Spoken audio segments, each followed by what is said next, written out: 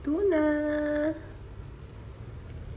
Mga mami, magbe-bake tayo ng broccoli. Lagyan natin ng paprika. Gagawin natin itong toppings. Paprika. Lagyan natin ng pepper. Lagyan natin ng garlic. Minced garlic. Lagyan natin ng konting sesame oil. And then, olive oil.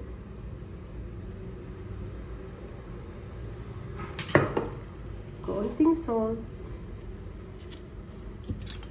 And then, parmesan.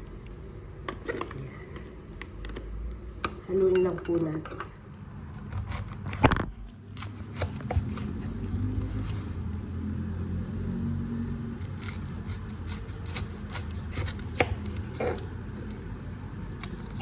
So, our toppings is ready. Na-slice ko na rin itong ating lagyan natin ganyan.